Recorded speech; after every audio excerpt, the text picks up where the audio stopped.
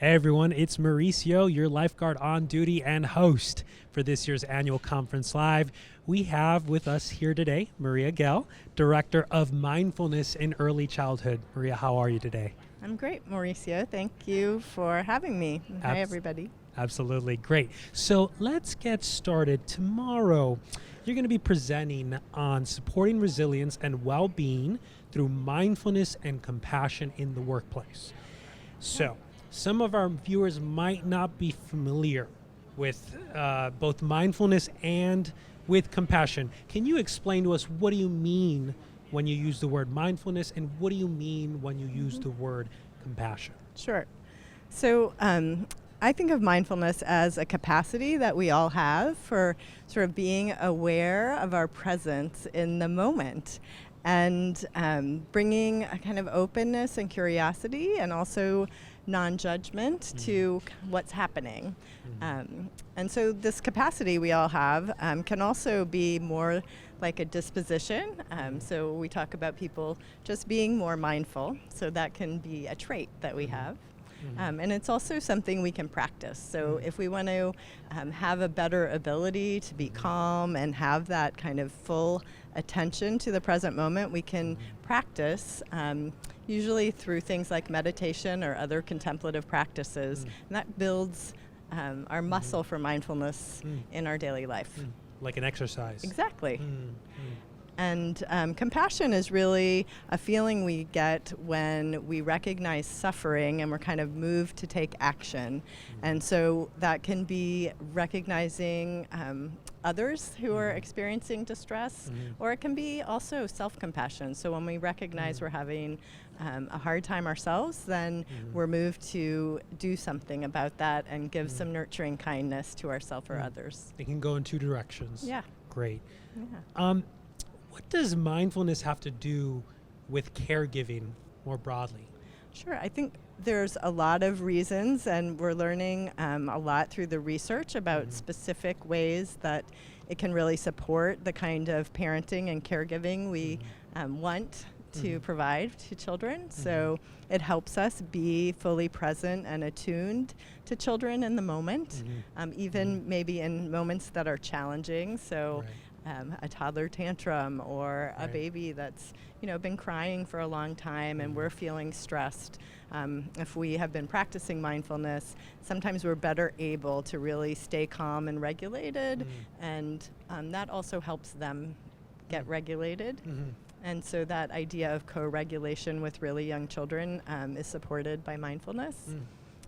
And also there's, I think, what we're learning more also is it supports our own well-being. So when we think about the stresses of parenting and caregiving, and also just professionally working in the early childhood workforce, there are really good outcomes around reductions in some of the perceived stress we have, and we're learning that the different ways it supports our well-being. Wow, excellent. So, yeah. And so you're speaking to this right now.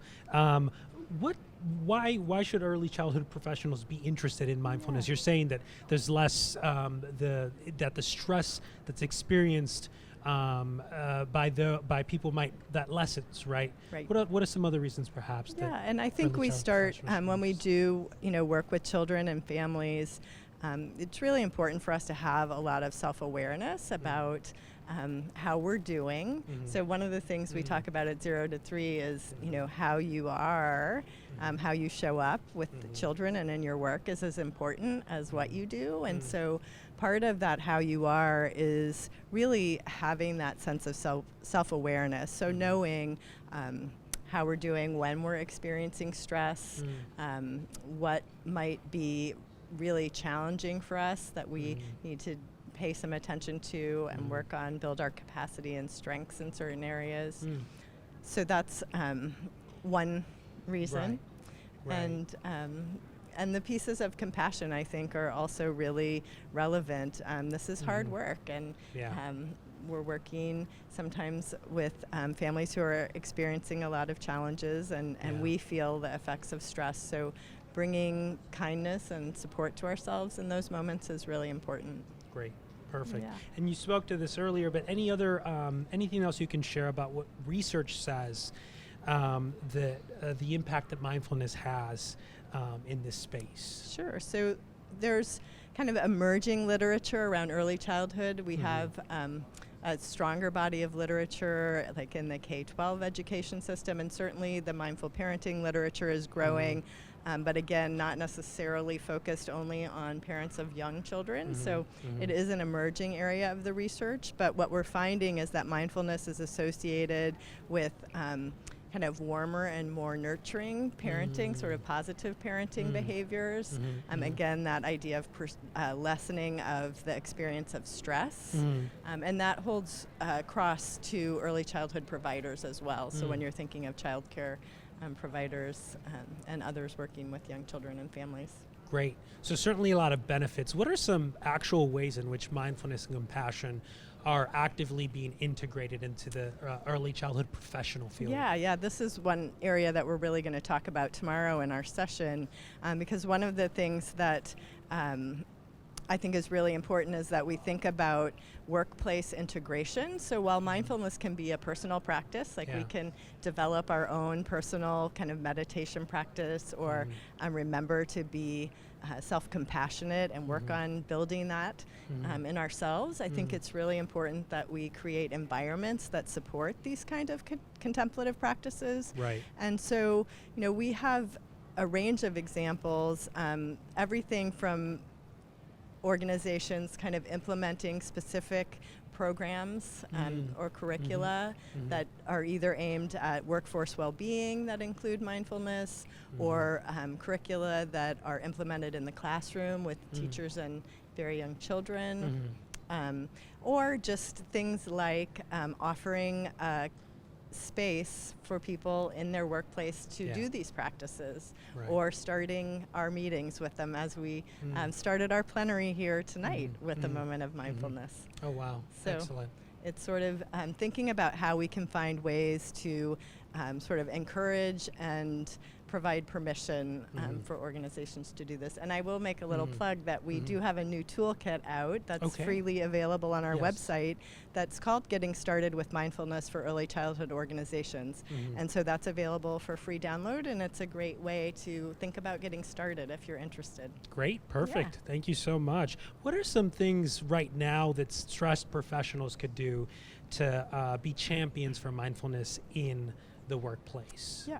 I mean, I think one of the first things that I always encourage is for people to kind of explore the practice themselves, so they know what it's like and kind of have that authentic relationship and can speak to the benefits that they experience themselves. And so exploring things, again, in the toolkit we have a lot of suggested resources. There are lots of apps available, and sort of learning about these practices and trying them out. And there's usually, most communities have a lot of resources as well. Great, perfect. And then finally, I've heard you speak before about the STOP strategy. Can you tell our viewers what exactly that is? Sure. That's a strategy that really is kind of recognizing in the moment.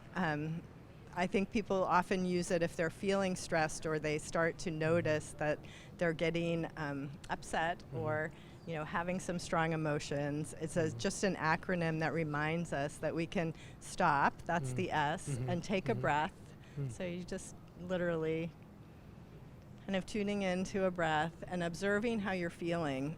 And sometimes you can label the emotion that you're feeling or just notice what's going on in your body. And when we notice and acknowledge, sometimes that creates a little bit of space for us, so we get a little less reactive. We have a little moment to pause and maybe make a different choice than a strong reaction. Right. Exactly. And so the P is proceed. So it's really about creating that space in the moment when we need it, so we have a chance to really think about our next action. Perfect. Perfect. Thank you so much, Maria. I wish you the best of luck with your talk tomorrow. You're doing tremendous work. Thank you you. so much. Thanks a lot. And so everyone, be sure to check in with us as the conference proceeds. We've got so many more great conversations coming up, just like today's with Maria Gels. You can check all of those out at 0to3.org/AC Live. Make sure to dive in with us.